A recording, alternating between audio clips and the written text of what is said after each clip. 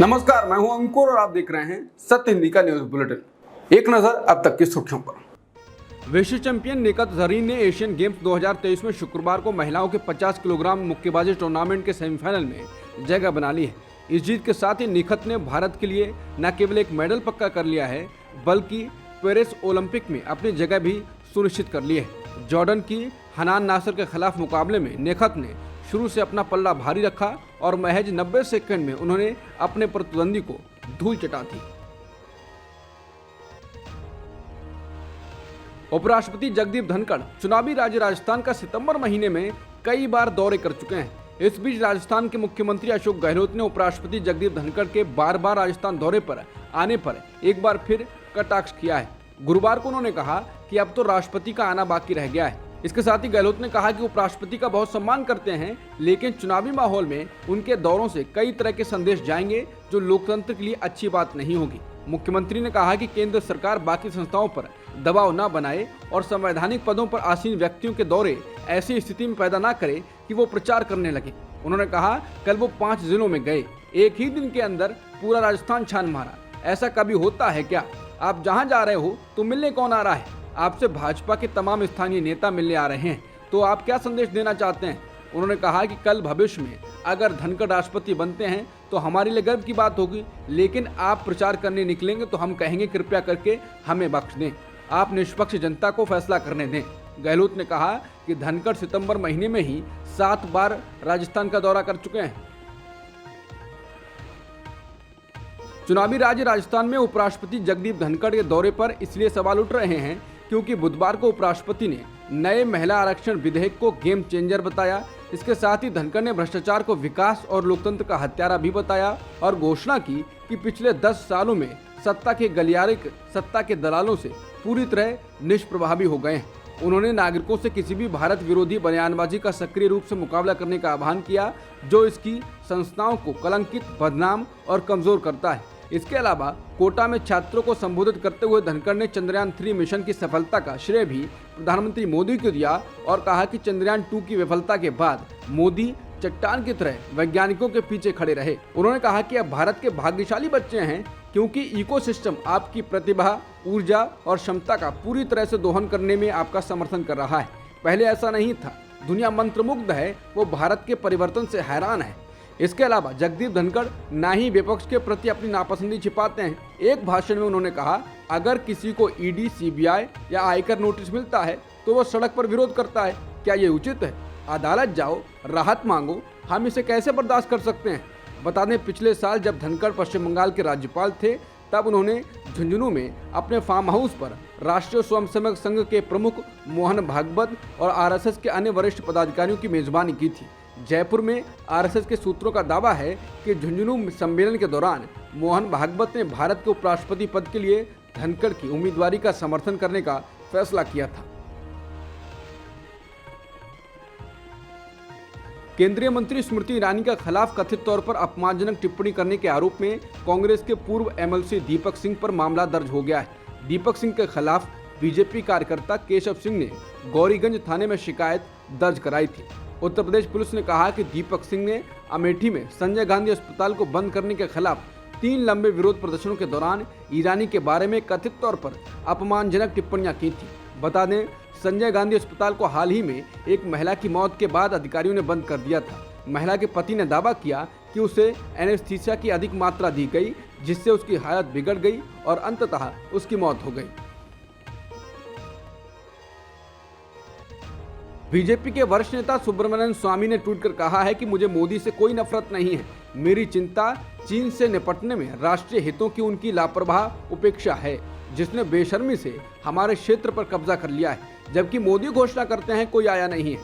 स्वामी ने कहा कि वो हमारी अर्थव्यवस्था को गड़बड़ कर रहे हैं और उनकी सरकारें, चाहे वो केंद्र की हो या राज्य की, वो मंदिरों पर कब्जा कर रही हैं।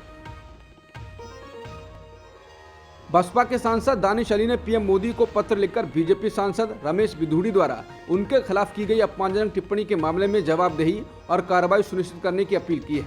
पीएम को लिखे पत्र में उन्होंने धमकियों का हवाला देते हुए अपने लिए सुरक्षा की भी मांग की है। अली ने पत्र में कहा कि संसद के विशेष सत्र के दौरान जो भी हुआ वो सिर्फ उन पर हमला नहीं था, बल्कि लोकतंत्र पर हमला है। अली ने कहा है कि सदन के तौर पर उन्हें इस मामले का संज्ञान लेना चाहिए। इसके साथ ही उन्होंने ट्वीट कर कहा कि दुनिया देख रही है, आप इस बार भी खामोश हैं।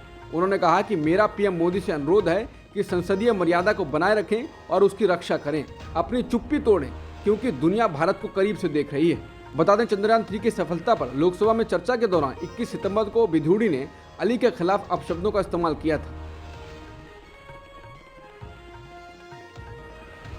पंजाब में बीते गुरुवार को शुरू किया गया 3 दिवसीय रेल रोको आंदोलन आज शुक्रवार को भी जारी है। पंजाब के कई हिस्सों में बड़ी संख्या में किसान विरोध प्रदर्शन के दौरान रेल की पटरियों पर बैठ गए, जिससे ट्रेन सेवाएं प्रभावित हुई हैं। वहीं कुछ समूहों ने चंडीगढ़ अंबाला राष्ट्रीय राजमार्ग को भी जाम कर दिया। रिपोर्ट्स के मुताबिक किसान रेलवे पटरियों पर बैठे हुए हैं, जिसके चलते 91 ट्रेनों की आवाजाही प्रभावित हुई है। आजाद किसान कमेटी के प्रदेश अध्यक्ष हरपाल सिंह सांघा ने बताया कि उनका आंदोलन 30 सितंबर तक जारी रहेगा। मध्य प्रदेश के उज्जैन में 12 साल की बच्ची के साथ बलात्कार के मामले पर कांग्रेस ने बीजेपी सरकार पर निशाना साधा है। कांग्रेस नेता सुप्रिया श्रीनेत ने प्रेस कॉन्फ्रेंस कर कहा कि शिवराज का जंगल राज महिलाओं, दलितों और आदिवासियों के लिए नर्क बन चुका है। उज्जैन में बच्ची के साथ हुई दरिंदगी पर सीएम शिवराज चुप क्यों हैं? क्योंकि 12 साल की ये बच्ची मध्य प्रदेश के सतना की रहने वाली है और एक दलित परिवार से आती है। उन्होंने कहा कि इस बच्ची को साजिशन लीपापोती कर उत्तर प्रदेश की मानसिक विक्षिप्त भिखारी बताया जा रहा था। सुप्रिया श्रीनेत ने कहा कि जब वो बच्ची स्कूल से घर नहीं लौटती, तब उसके परिवार वाले सतना के पुलिस स्टेशन गए।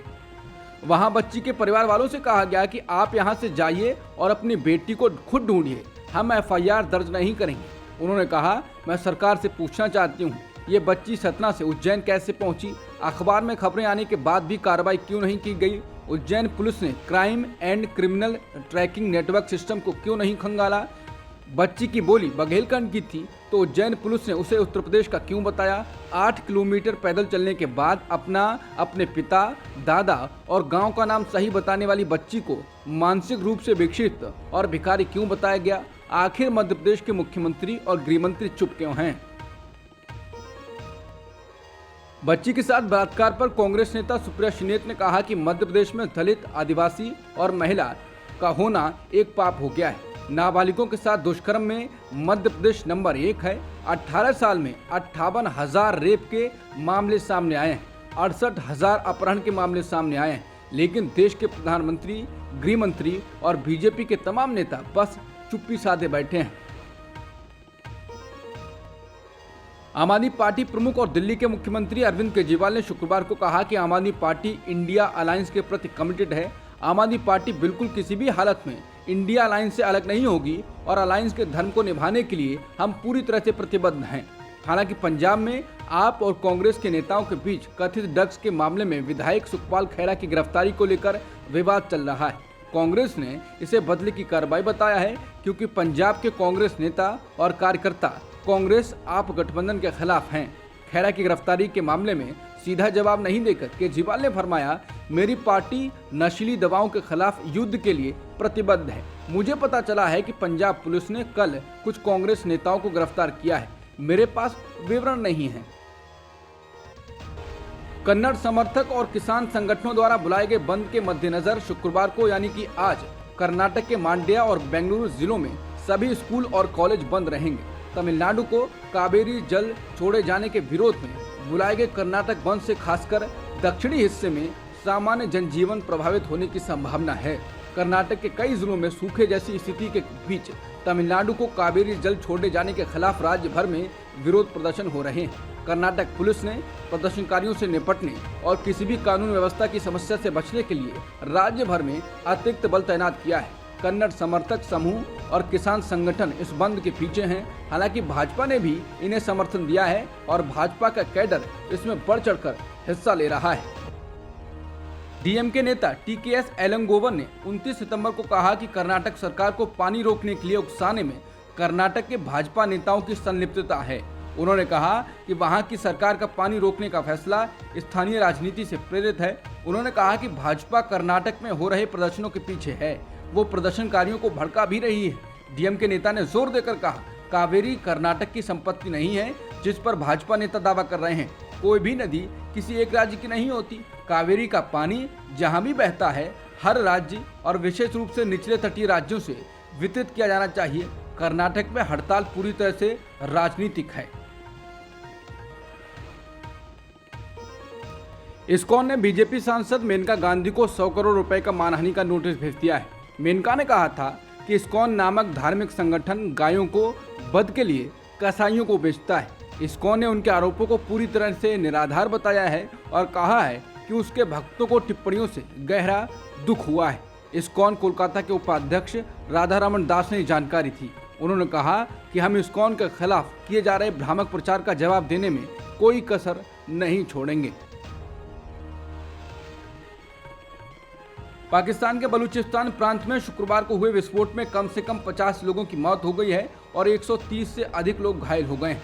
पाकिस्तान के डॉन अखबार ने मरने वालों की तादाद 52 बताई है। विस्फोट में मारे गए लोगों में से एक पुलिस उपाधीक्षक भी शामिल है। ये विस्फोट बलूचिस्तान के मस्तुंग जिले में एक मस्जिद के पास हुआ, जहां लोग पैगंबर मोहम्मद की जयंती ईद मिलादुन नबी मनाने के लिए इकट्ठा हो रहे थे। मस्तुंग के सहायक आयुक्त अत्ता उल मुनीम ने विस्फोट को काफी बड़ा बताया है। बलूचिस्तान के बाद खैबर पख्तूनख्वा में आतंकी हमला हुआ। एक मस्जिद के भीतर आत्मघाती हमले में कम से कम 3 लोगों की मौत हो गई है। समाचार एजेंसी पीटीआई की खबर के अनुसार एक पुलिस अधिकारी ने बताया कि यह विस्फोट हांगू जिले में एक मस्जिद में हुआ। अब तक की सुर्खियों में इतना ही। बाकी खबरों के लिए बने रहिए सत्यहिंदी.com के साथ।